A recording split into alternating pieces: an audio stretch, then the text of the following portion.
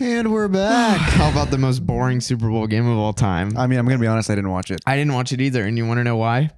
So imagine me, young, newlywed guy trying to make some friends, trying to, create some traditions in my marriage, like going to a New Year's party, Super Bowl, Halloween, stuff like that. That's like kind of hard to like get going, like traditionally. You have to invite people, you have to put the effort in. So I did put the effort in. I invited some people over. First time a bunch of these people would ever come to my house, and right as they all pull up, before it's too late to text them, power goes out in the whole neighborhood. And so we literally saw the coin toss happen. Power went out. So we ended up getting our camping lanterns and playing Secret Hitler in the dark. Nice. So like, I don't know if that was worse or better, but from what I've heard about the game, it was worse. Better. Yeah. And so naturally today I had to go on and watch the halftime show on YouTube. And when I tell you, I don't care what you think. It's caused quite the controversy. It has. I don't care what you think about Bad Bunny as an artist, Latino American culture. That was the most visually stunning halftime show we've ever had. That one shot where he falls through the roof. I don't know. They looked so good. I pitied the audience who were at the stadium because they can't watch it live. Like, I understand, like, no one's really watching it. Like, like if you go to the Super Bowl, you don't really care as much about the halftime show, or else you just stay home and watch it. But okay, let's get into the specs of what they used. So are you familiar with the RE Trinity system? I mean, not really. So you can pull up a picture of it just so you know, but they essentially started this stabilization thing, and look at this beast. Oh, that? Yeah. So they had 11 of those. It's a Steadicam on roids. Yeah. They had a bunch of those. I don't know if they had 11, but they had 11 Sony Venuses. Then they had a few Sony Buranos, like 2, I think. And then they had a couple PTZ cameras that are also Sony. So across the board, Sony was king in terms of like their camera system that they used. And then they used the reason did you see all the 16 millimeter shots? Yeah, so many. Yeah, I knew you'd love those. For that, they use the RE Signature zooms, so 16 to 28 millimeters. And those, like, look up a picture of them. They're beautiful. The 16 what? Just look up RE Signature zoom. And, like, they have a 28 to 78 or something. Like, bruh. Ain't no way. Okay, let's talk about this, actually, because this is like the worst thing ever. My internet might be the worst internet in the world. When I tell you, Luke sent me, I manage all the file uploads and everything for the channel, and it's hundreds of gigabytes. Yeah. Like a lot of stuff. And I do remote editing. So like every week I'm pumping like 500 gigabytes upload and download easily. Yeah. Like in a regular week. So naturally, when I moved into my new house, I called Spectrum and I said, hey, like I need a gigabit internet, like easily. And I always use Ethernet. I don't think you even knew what Ethernet was. I don't even have an Ethernet cord here. Yeah. And so I was telling Luke, I was like, you should switch Wi-Fi's. And I was like, because he was having so much trouble. I was like, can you send me your footage from the Zoom episode? And he was like, yeah, but it's going to take 15 hours. And it was only like 30 gigabytes of footage. Yeah. It wasn't that big, maybe more, maybe like 70. Yeah. But still 15 hours is insane. Yeah. And so I asked him to do an internet speed test, and it was showing like 50 like megabytes per second. And I get 900. Yeah. And I was like, Luke, like, I think it was showing like 8 megabytes upload. And the thing is, our plans aren't that far off. Like we money both wise, use Spectrum, yeah. Money wise, I pay, I believe, $10 more than you a month. Yeah, but if I wanted your plan, it would cost me $20 apparently, because you got a deal. Yeah, because I was not an existing customer. I think I'm going to call them and be like, hey, my friend has this. Can you do this for me? I think they probably would. They probably would. It'd just be like, I'll cancel otherwise. Yeah. Because like, I think since I was a new customer, not an existing customer. Who do you use did you bundle your like mobile plan with them? Mm-mm. Okay. My dad works for AT&T, so I use their plan because they have like a half off for employees. I'm still on my dad's, so I was going to move, and I was like, should I just bundle? We just got my wife off her parents' insurance, and it honestly, she's 25 and also obviously a woman. And so it added like $60 a month, whereas mine is like $400 a month. Wait, no, yeah, that's not bad. Only adding $60. Yeah, I know, because she's a 25-year-old woman who's not a new car. I'm a 22-year-old man who drives a red sports car. car insurance. I thought we were talking health insurance. I was like, what? Oh, no. Health insurance is like $4. Yeah. It's so cheap.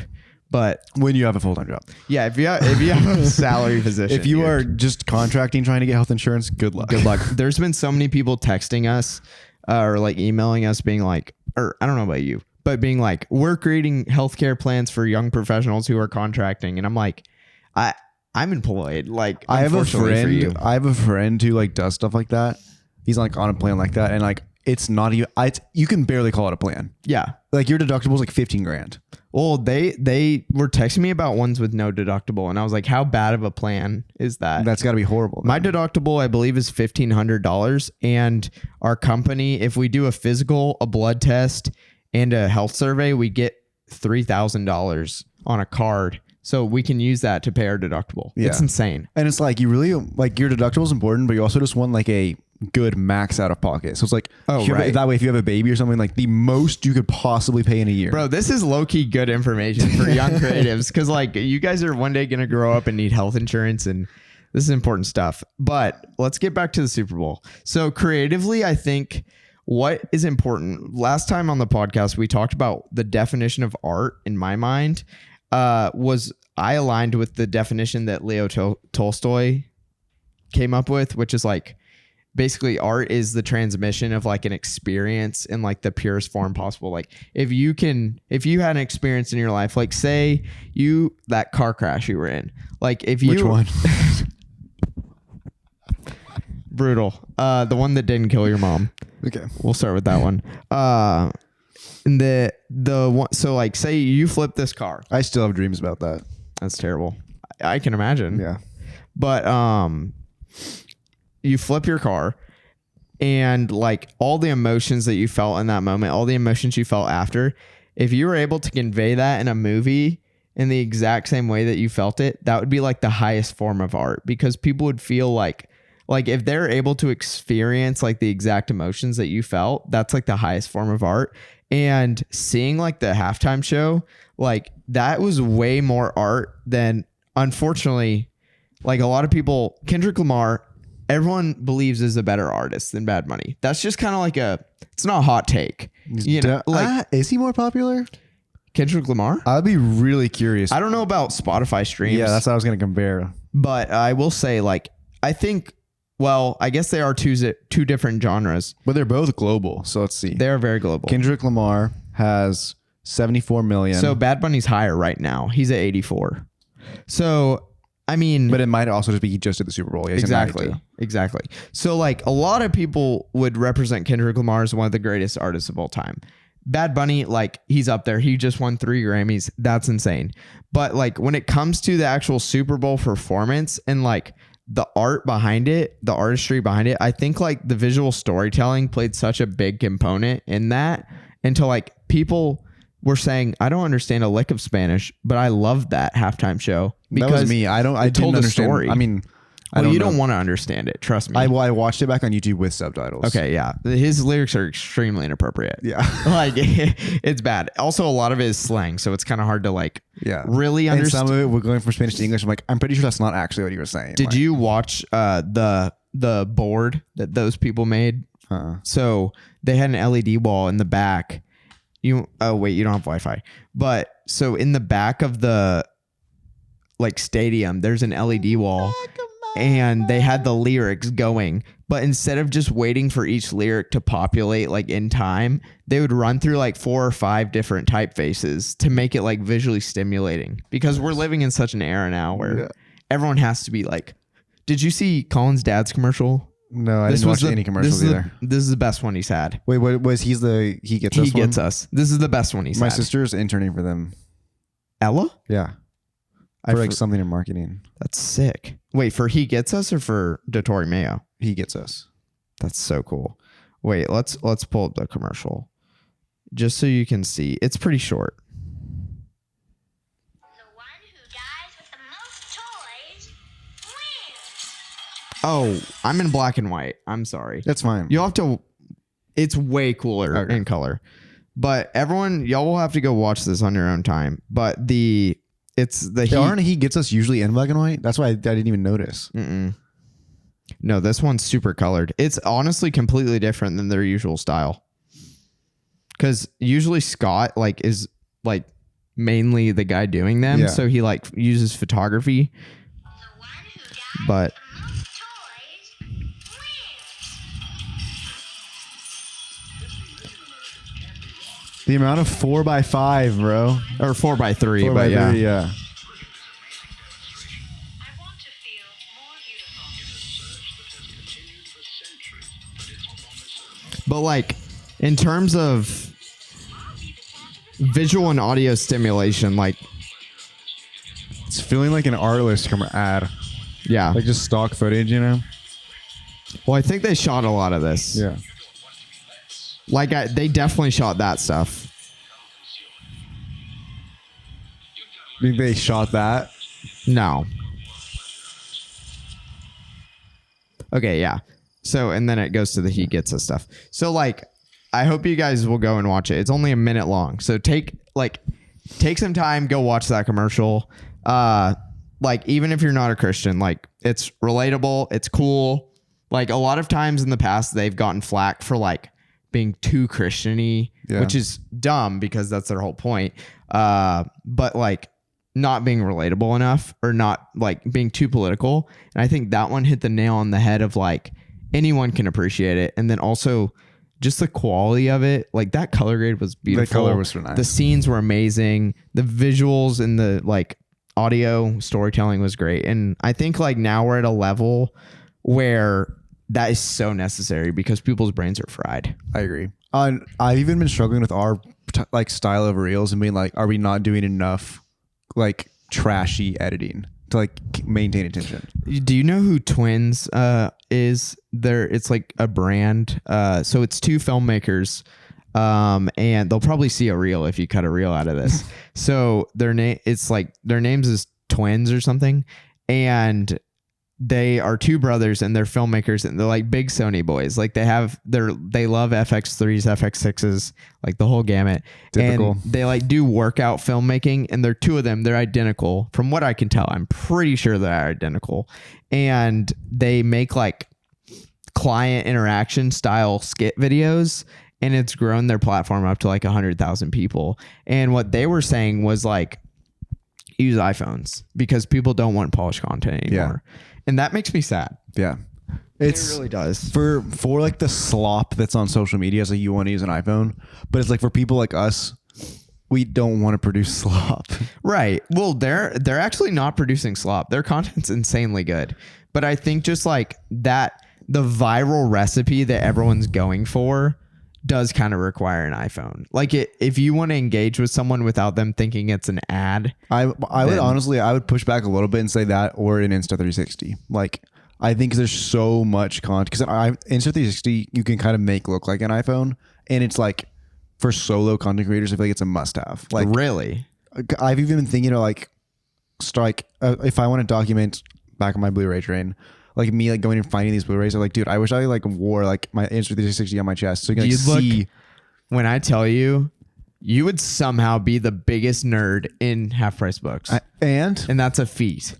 And I'm completely unashamed. I did the math today. I have 108 Blu-rays now, which not all of them are here yet. Some of them are in the mail. How much have you spent though? Probably like $115. That's insane. That's so good. Yeah. So I've basically been like Half Price Books. I've spent way more than that. eBay. I'll tell you that. I plan on spending more. I spent probably $500 on movies. Yeah.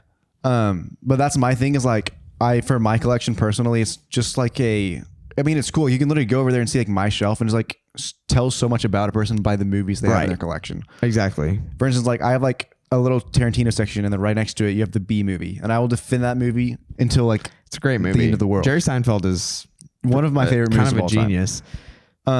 And anyways, back to on like physical media because Cort's been in this for a while. I kind of recently got on the train. I don't really think it was because of you though. I kind of just like I kind of grew up on the physical media train. I grew up as a VHS kid big time. We had pretty much every single Disney movie on VHS. And so just the patience of like rewinding it like instilled something in me. And then also like I grew up in a family where like we couldn't afford like the newest cars like that had the DVD player. Like I remember specifically like when we were going to pick out a car one time, it was like every kid was like, I just want the DVD player in my car. And like my parents couldn't afford that because realistically what you're paying for that add-on versus like buying, which is what they ended up doing, buying like a clip-on one that you can put on the headrest. That's what I'm gonna do when I have kids. Which is they're what not we having have. their phone or iPad in the back. You're all gonna sit there and watch the same movie. Yeah, Like, you're gonna watch The Rookie or National Treasure Yes. like 20 times that's in a row. Skylar's been really excited about it. She's like, no, honestly, I really support it because like we can just like give our kids a shelf and be like, these movies are okay for you to And watch. getting kids off the internet, like I see so many of my students like playing Roblox and stuff. It drives me up a wall. 24/7. And like there are 40-year-old men on there like Yeah. pretending to be children. I've Freaks me out. I'm sure like a more in-depth documentary will come out soon, but I've seen so many YouTube documentaries exposing that. And I'm just like, and parents still, like one of my friend's parents like saw the same thing I did. We had a full conversation about it. And I go over there like a month later, still letting her kids play Roblox. That's insane. I watched that video you showed me about the like owning nothing and why it's so expensive. Yeah. And that printer made me mad. Dude, HP is literally scamming. That made me so mad. It's literally, for those of you who don't know, It's always been a scam. Printing Yes. has always been a scam. And now even if you buy the ink and own the printer, they will still limit the amount of you have to buy a subscription for the number of pages, even if you have everything that was required to and get it on the paper. you don't even own the printer. It says specifically in the contract Yeah. you do not own this printer, You're just- which is insane. And it's also only 10 pages. Yeah. Which like who's printing just 10 pages? Yeah, if you need to print, you're printing hundreds probably. Like, Right. I mean, the few times I print a year, I'm printing like 300 pieces of Yeah. like paper to make like a bunch of stuff. it's coming to the point where I'm like, it is like an opportunity. I feel like for people our age Like to indie produce an alternative. Yes. And I wish I had the skill set to do it. Like if I could just like be like, oh, fine, buy this. I wish I knew how to build a printer and just like let people just buy one now. And I think the way that like people can do their part is by like speaking up against it, which honestly is the only thing we can do right now. Well, the thing like is- take part in like buying physical media, take part in like being anti-subscription, and then also like speaking up against it. When you look at what's happening, like Best Buy just got rid of physical media. The Walmart section has slowly been shrinking. I will say, well, they got rid of the $5 movie bin. Yeah. That's depressing. Yes, it's horrendous. I like used to go to Walmart and like every time just for fun, I'd Just go see by what's there, in there. see what's in there. Now, like I will say they still have some great selection at Walmart. Like they have, They're expensive, but yeah, like some the David minimum you're Lynch gonna find is stuff. like $13. That's true. But But yeah, but also like I think there's something to be said about like that primal instinct of like hunter gatherer in us, like going to like a Goodwill and just like just digging. scavenging those shelves for the diamond is so much fun. Yeah, and like so I have me and Luke has now found that he needs his own rules when buying Blu-rays because once you get into buying stuff, You don't wanna buy junk. It's hard to stop. Yeah. And so I have my own rule, which is only sealed copies, which makes it even more of a fun find because you have to go like on all the shelves and like feel around for sealed copies. And like you get really good because your fingertips are super sensitive and like feeling the difference between a sealed copy and a non-sealed copy. And I'll like run my finger along, find a sealed copy, look, see if I want it and keep going.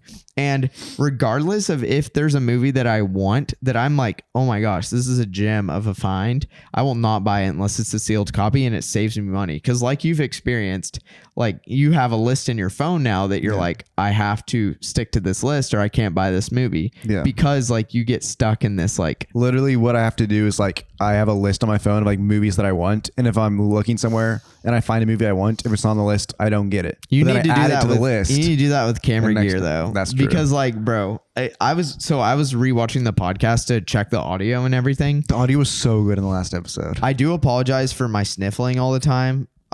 I constantly have a cold, I guess. Bruh. And I was just like thinking about all the stuff that you've bought.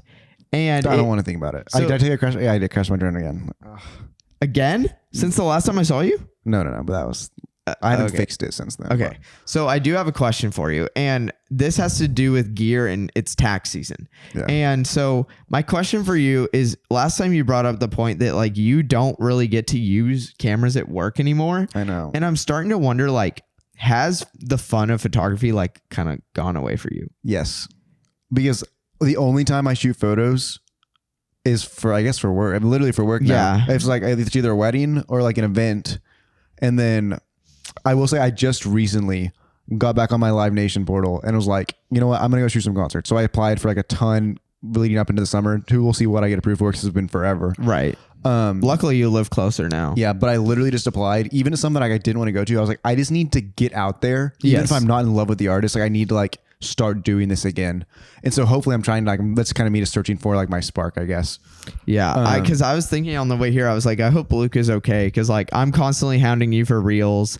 Like work is hard, and then like I've not seen you take a photo for fun in ages. And well, big part of that too is like Deeply concerns my me. Leica's gone, which is my only option now is my R6. And I don't carry that everywhere. And so I've thought about like investing in a new fun camera, but I don't really want to because I'm trying to buy a house in the summer. So I'm like, it's not really like ever. I need like as many pennies as I can for that down payment. Right. And so then you started collecting Blu-rays. Yes.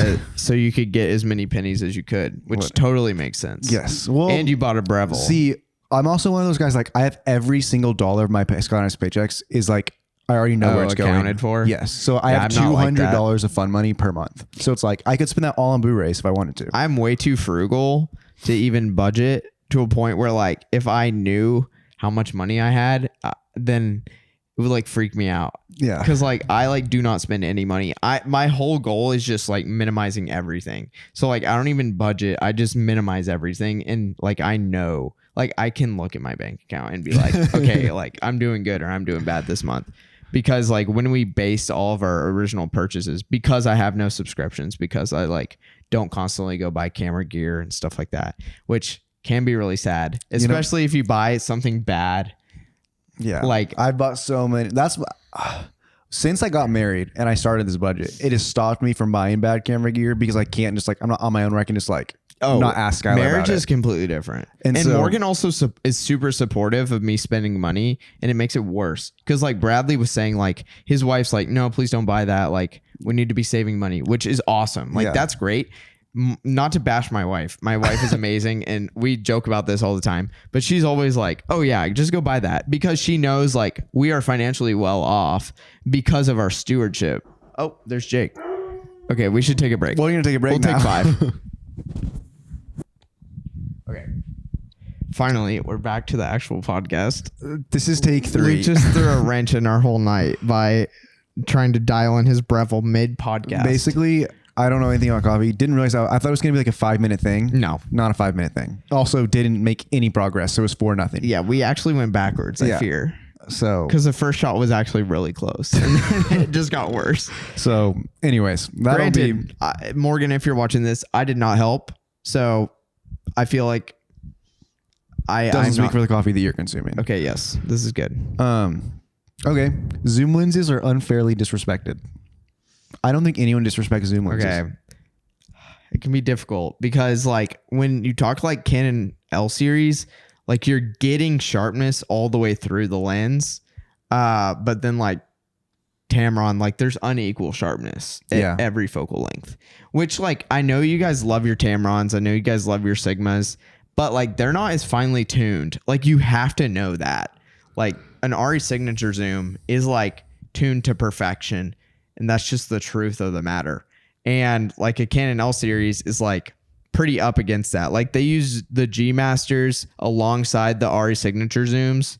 And like, you're not going to be able to tell an insane difference on television. Now, like in a finely tuned environment, like obviously, yeah, you're going to be able to tell the difference, but like G Master L series, like generally can stack up pretty well against an RE signature zoom. I know it's like a completely different wheelhouse. Yeah. But then like you bring in Tamron and that's just not the case. Like you're losing sharpness like at a certain focal lengths, which is unfortunate.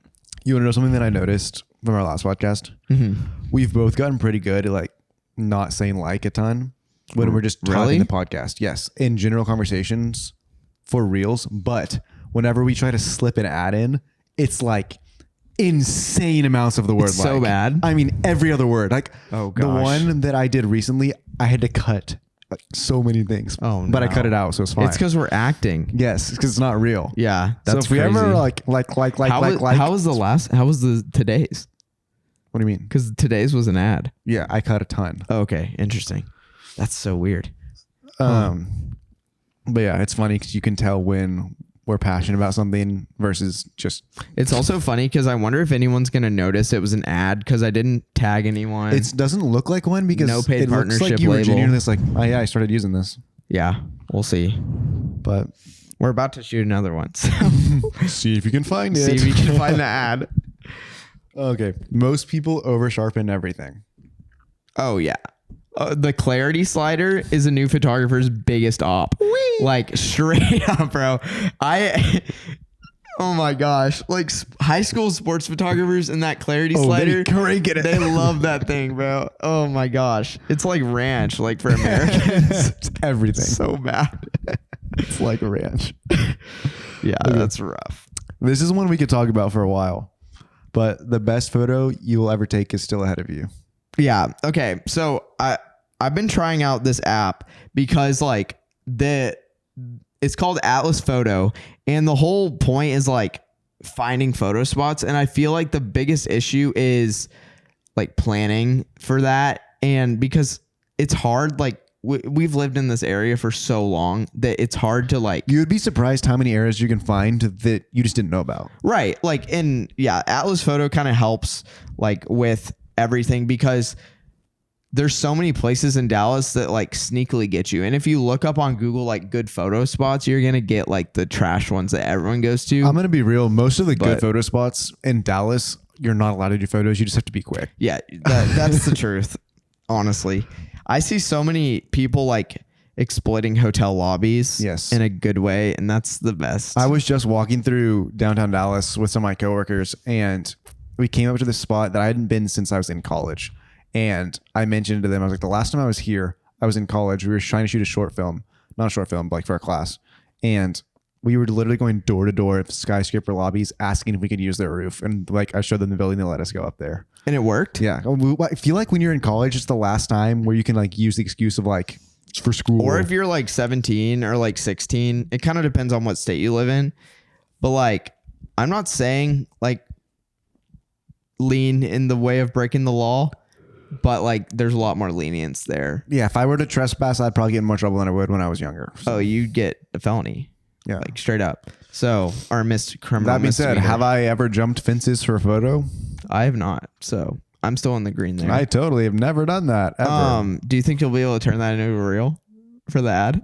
Oh yeah, Did you see me sneak easily. it in? Yeah. Okay, good. Easily. Okay, I was like trying to slide it in well, but leave it long enough to. Sometimes like I'll notice when Cort wants something to be a reel, and even when he finishes his thought, I'll just say something that doesn't necessarily fit, and then I'll just cut out what he said at the end and put it where it's gonna fit. So like, Boom, baby.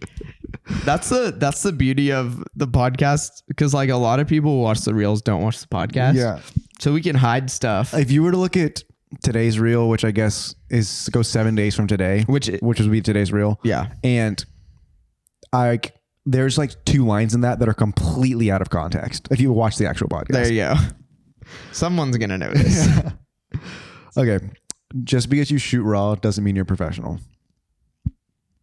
I mean, yeah, that's kind of a given. Yeah, but a lot of professionals sometimes forget to shoot raw. Who? Like, I don't think they're forgetting. I think they just don't want to, which is dumb. You're don't just know. wasting your camera's abilities. dude, I was like trying to send something to my one of our graphic designers, like a photo, and I guess they wanted to edit it, but I don't think they actually knew what photo editing is. So I was like, okay, like, do you want the raw? Mhm. And they're like, yeah. And I delivered them the raw, and like they just didn't know what it was. They're like, why is it gray? Yes. Why can't I open this And I was file? like, that's what you said you wanted. Like, oh no, give me a JPEG. I was like, okay, but like then you're not gonna be able to edit it as well. And they're like, what? And I was like, you know what? Yeah, I'm in a whole email like battle with someone right now asking to get the raws, and I'm like, you don't know what that is. And Yeah. I have tried to explain it with so many analogies, but I'm not giving them the raws Yeah. unless they pay me like a serious sum of money. Yeah. So it's like a hard predicament sometimes. Yeah, because there's like this idea that your raws are your negatives, and I fear it's more than that. What do you mean? So like your negatives, like in film, you always want to hold on to those because like you can rescan them, re-edit them, like manipulate them, but you can only do it to a certain level. Whereas raw, like nowadays you can Anything. do pretty much everything. Especially, it's insane how far raw video has come. Like 12-bit color is just insanity. Was that really necessary? I leaned away from the mic. Fair enough. All right, let's Okay. keep it rolling. Cameras peaked 10 years ago. Bro, I can't lie. The 1DX Mark III. I feel like we make marginal upgrades now, but like that was when That's not true. Technology's come so far. like yes, but like not enough to where Sir, you- I'm sorry. Have you heard of dynamic range? We've gained like 5 stops in the past like 10 years. I mean, hear me out. Yes, obviously I'm not going to dispute that, but at the same time, if you were to, like get a camera from 10 years ago, you could still compete with an R6. This is true. So I feel like we haven't jumped In the insane. video world, we've jumped a ton. Okay, yes, in video. A ton, yes, Yes. 100%. You could not use what Casey Neistat used to use now and keep up. Canon ADD? Yeah, you could. It would just look well. You but that's like you'd be for locked into that style. That's and it also can't shoot log. Yeah. So people always ask me like why I shoot log, and then the other day, have you ever accidentally fired like the record button in photo mode? I don't think so. Really? Can you do that? Yeah. I mean, like you're just in manual mode on your camera and you hit the video record button and it records a video. I don't even know you could do that. So it is like in Rec 709, and I can't understate how bad it looks. Like it is so bad. And Yeah. I like to everyone who's like, why do you shoot log? Like I don't. Is that what get we it. shot that one podcast on? Yes. Yeah, it was horrible. Yeah, and like that was different because we overexposed that on So accident. bad. Because we thought we were shooting in log. So Yeah. like you overexpose log. Yeah. Especially on like this camera because you pull it down and there's a lot more detail. But I was just like, what is wrong with us? Yeah. That made me mad. To shoot a good portrait, you don't need a 1.2 lens. That's true. You need a good reflector. Honestly, I don't think I would shoot a portrait necessarily in 1.2 unless I wanted their nose in focus. Yeah, or their eye. Yeah. Do you ever like miss focus? Have you been missing focus recently? It's I've so had some funny you trouble. brought that up because I literally was doing headshots the other day and my autofocus was being weird, so like whatever, I'll shoot manual focus and just totally missed it. And I was looking Yeah. back at it and I was like, oops. This is actually a really funny thing that happened. So I never have to make vertical content anymore. I've switched to 4x3 and I made that choice on my own and no one went against it. Like that's kind of the nice thing about my job is like I can make choices and then if people don't go against them, then I can let them stick, which has been great. So I switched to 4x3 for every video. So that I can keep the footage for longer stuff, for like looping background videos and all this stuff. And I had to make a vertical video the other day, yesterday, for the first time in 6 months, probably. Yeah. I like didn't know how to do it. You know, like when you switched to full frame, like how it was so different from crop sensor. It was the same feeling. It was like shooting vertical and I like didn't know what to do. I barely knew how to hold my camera. Yeah. Like framing was difficult, and because of that, I was editing in a different workspace in Premiere, and the entire first shot of my video was focused on the guy's sleeve instead of his face. Yeah. And I didn't realize till I exported, and I had already sent it to the person, and I like texted them frantically. I was like, "Don't post that! Like, I'm sending you a new one because the first shot's out of focus." But I was like, "Oh my gosh! Like, I haven't missed focus in ages." Yeah. But especially with RF glass, like it's just impossible. insane. Yeah. But yeah, vertical video gets you, bro. Do you think like 4K on YouTube is less quality than 1080 on a Blu-ray? Yeah, because they squash the bitrate down like a lot on YouTube. Because that's what I've been like watching like a bunch of Blu-ray and I've been like, this looks better than YouTube does. It's also viewing distances come into play because and like you're probably on a bigger screen. But well, that would make it be less though. That's why I was like, well, that's what I don't mean by watch viewing. YouTube on That's that. what I mean by viewing distances. Like you can pixel peep way harder on here than you can like what we're 12 feet away from, or 14 maybe from that TV. So like, yeah. It makes a pretty big difference. Yeah. Even DVDs will look good. I'm gonna research a little bit about how like a 4K Blu-ray upscaling works. 'Cause Yeah. I've seen a lot of people talking about like squashing their bit rate and then so that YouTube like doesn't squash it as much on their own, because that's what we do.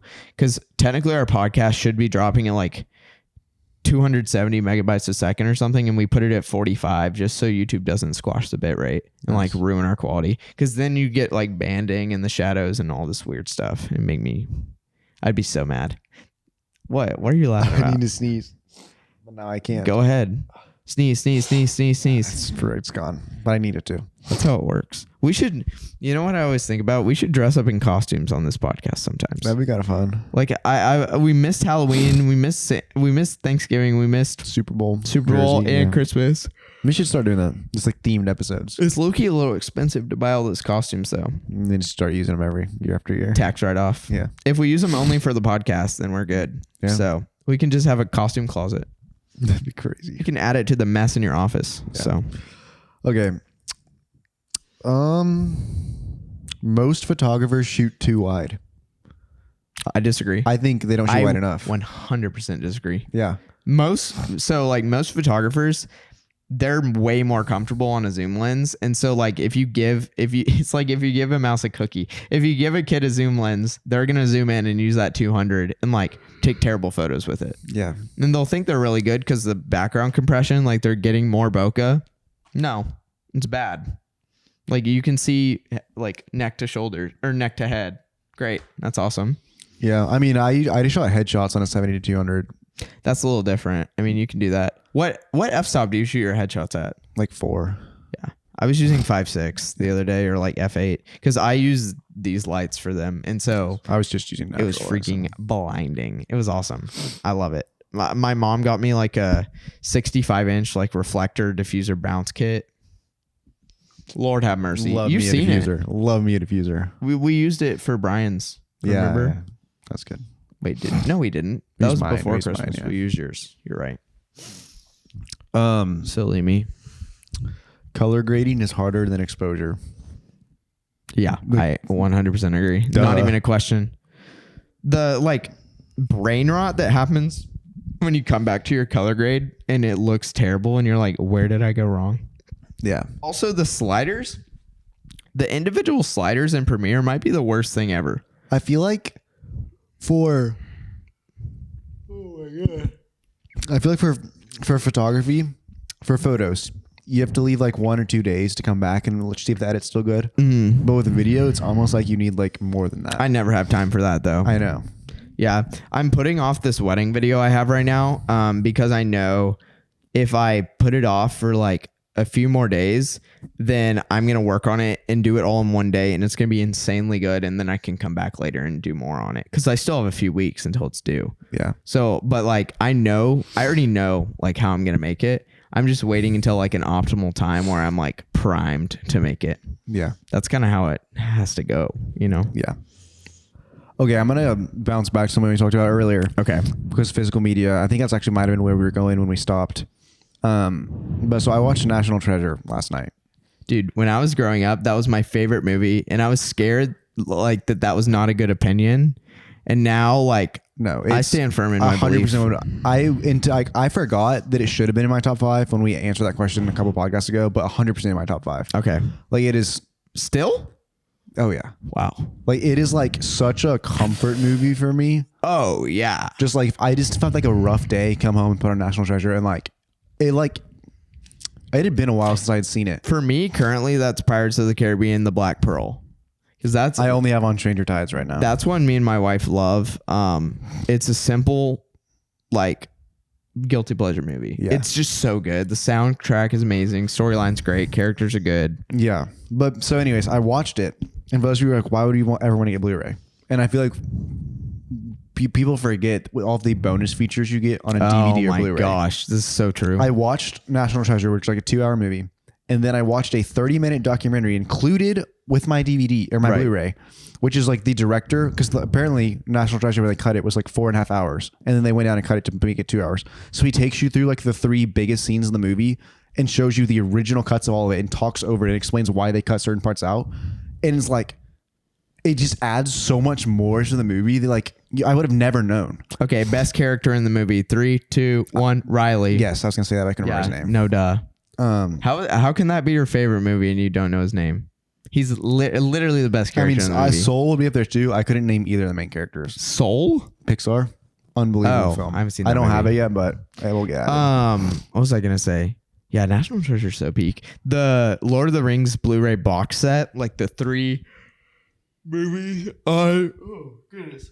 The Lord of the Rings movie box set, like on Blu-ray, has over like 300 or 400 hours of special features. That's amazing. I don't know how they fit. I guess, well, there's like 7 or 8 discs. Yeah, because I have the Hobbit first movie, it's just the first movie, and there's like 4 discs in there. Yeah. So who knows what's on those? Oh yeah. I really need to be better at going and watching the like behind the scenes stuff because I don't ever. But that's just like one added feature. Also, you just forget about like the piracy thing that pops up before. Yeah, it's so just, nostalgic. Yes, like it makes every movie You wouldn't instantly steal better. a car. Yeah. It's like, actually, just kidding. Just kidding. Just Little kidding. do you know. But yeah, I just feel like the ability to also go through like your own collection and pick out a movie for the night. Oh yeah, it's so satisfying. And like there's less options than you have with streaming, but in a good way. Yeah. Like in the way that we used to like talk about like when you're with creatives need a sandbox to play within. It's like, great. Here's your movies you can play within. Me and my wife, when we went on our honeymoon, most of it was a road trip through Costa Rica. And I brought an iPod. And the iPod was pretty magical. It wasn't a real iPod. It was an MP3 player. But my wife loved it because I just handed it to her. She'd pick an album. We'd listen through the entire album. And there's something so like simple and profound about listening to like an album the way the artist intended, like fully all the way through, giving it arguably your undivided attention, even though you're driving. Yeah. And just experiencing the album as a whole. And I feel like you don't get that with streaming on Spotify anymore. There's also a quality loss. But then like, this is like the way that you can do that. And also like something that I noticed, like, I mean, I honestly don't see myself collecting physical media like vinyls or anything. That's not really what vinyl I is do. way too expensive for me. But like the way like Spotify and Apple Music, like you don't own your music. A lot of times I'll forget about a song for so long. Right. Versus like if I like had bought it on iTunes and added it to my collection, like I feel like I would be more invested in it. And it also makes me like more in tune with the artist as a whole because you lose so many songs in an album if they're not big. Yeah. But like there's so many hidden gems So many in bangers. albums that are like in there that you need to give it time to breathe. And music is something that like the more you listen to it, the more you like it. And so if you listen to the whole album, it kind of gives you more of a like, it gives the artist an opportunity to actually like make you like their music instead of just, oh, well, that didn't hit the top 100 chart, so I'm not going to listen to it, which is so lame. Yeah. Because that's essentially what streaming is doing. Pretty much. And shoving second screen content down your throat. And it's also giving like corporations the ability to control what you like. Mm-hmm. Like literally just feeding an algorithm. And tailor ads to you. Yeah. Apparently ChatGPT is about to start having ads. Do you see that? Honestly, I've stopped using it. They're about to go bankrupt apparently because they're not making a profit, which is like, duh. And so they're about to start doing mid-roll ads on ChatGPT. Wow. Which is a huge win for us because now we can get some RAM storage back. But I haven't used it. I actually switched phones. So I broke one of my phones to where it only wirelessly charges now. And so that phone has Instagram, TikTok, YouTube on it, and our Spotify platform that we need to like upload our podcast to RSS and everything. And so this is my new phone. Technically, it's always in gray, but I turned it off because I was showing Luke something and I needed to do the ad for this video. But it's in black and white all the time. I don't get any notifications on it. None. They're all turned off 100% except for phone calls. So people can call me and I get it. And it only has my banking apps, Spotify, YouTube, and Google Drive. Because that's like what I have to have. dude, you know what I have? So I did a similar thing. Yeah, I showed Luke how to do Cort this showed me thing. the assistive access, and I'm dialed. Only Skylar knows the password. She undoes it for me every night and puts it on every morning for me, so I don't get distracted. I have my phone, my photos, my alarm system for the house, Spotify, and then Teams, Instagram, Google Drive, my banking apps. Show them what it looks like. Because it's like actually crazy. It like looks like your grandpa phone. It literally, when I text people, it's like horrendous. Did you wait? Yep. Did you set it up to where anyone can call you and you can call anyone? Because that's the hard part to get going. Yeah. So anyone can get in touch with me. The bad thing about this is it doesn't like tell you, like doesn't pop up notifications. So Right. if someone texts me, so I have to constantly check it myself. That's what I do, but I never miss texts. Like I have my texts completely off. But you also are such a slow texter anyways. It doesn't matter. So the only time it really affects me is like when it's something for work's happening. I'm like, oh, sorry. but you about have that. your laptop. That's what I'm saying. And Usually it is. Yeah, it pings. So And so just on the weekends, if they need me, it's like, sorry. but yeah, get off your phones, y'all. All right, let's do 2 more. I think we should be goated. Baller. Yeah, I want to go home. Most photos should never be posted. A majority or most? It says most. I'd say a majority of your photos shouldn't be posted. I feel like that's not including stuff that you'd call out anyways. Like, duh. Yeah. But like, even in the majority of your decent photos, I still would say, I don't really know. Post whatever you want. Yeah, I do like the tags thing because I'm a Mac user. So I add like green tags to all the photos that are actually good in my edit section. And there's constantly less greens than not worthy. And then it also goes through a review process now. It's like, oh, is this appropriate or like blah, blah, blah. So Yeah. What camera you use only matters at the extremes. yeah. Like that's not true actually. Super beginner or like elite. Oh, I thought you meant like circumstances, like bad lighting or whatever. No, it's like a super beginner, like a super insane camera, but like in the middle, like use whatever you want. I don't know. To me, like the age of like people having great cameras for like home video and stuff was such an awesome time that I just don't agree with that. I think everyone should have access to a great camera. And it makes me sad when people don't actually use them and they have them. Yeah. I mean, Apple would argue that everyone does.